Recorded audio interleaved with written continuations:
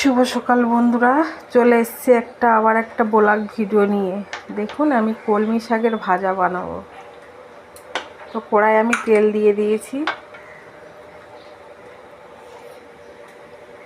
আজকের কলমি শাকটা বানাবো রসুন ফোড়ন দিয়ে। দেখুন, রসুন কুচিও দিয়ে দিয়েছি। তা রসুনটা ভাজা হতে হতে আমি দেখাই বাকি কী কী রান্না করেছি। তো আজকের তো শনিবার, সব নিরামিষই। এখানে দেখুন, সবজির ঝোল, কালো জিরে দিয়ে কুদলি ভাজা, আর আজকে দেখুন আমের চাটনি বানিয়েছি। এখানে শসা কুচি রেখেছি, আর এই যে সাদা ভাত। তো আমার এই কলমি শাকের ভাজাটা হলেই হয়ে যাবে। রসুনটা একটু লাল লাল করে ভাজি, তারপরে কলমি শাকটা দেব। রসুনটা ভাজাও হয়ে গেছে দেখুন।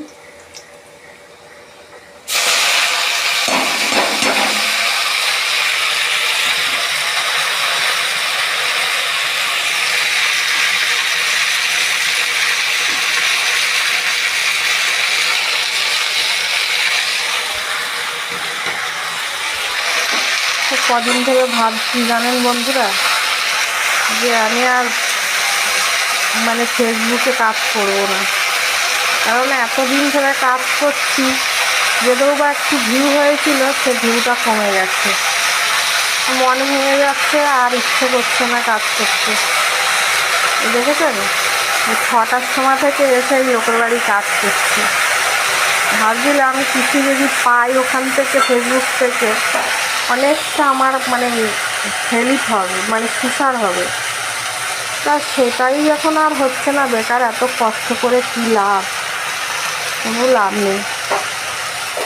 কারণ ভিডিও করতে তো যেমন যে খারাপ ভিডিও হলেও কিন্তু অনেক কষ্ট আছে। খারাপ হোক ভালো হোক করছি, এটা কি কোনো খাটনির কাজ না? অনেক খাটনির কাজ। কিন্তু কিছুই যখন সব কিছু এত কষ্ট করে যখন প্রত্যেক দিন 200-300 করে ভিউ কমতে কমতে একদম নিচে নেমে গেছে, আর ভাল লাগছে না। এই ভিউ আবার কবে বাড়বে, কবে কী হবে, তার থেকে বন্ধ করে দেওয়াই লাভ আছে।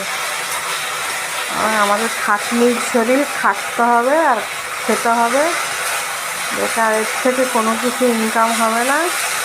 শুধু ভিডিও করো, ছাড়ো, কোনো কিছু হচ্ছে না। না ভিউ হচ্ছে, না লাইক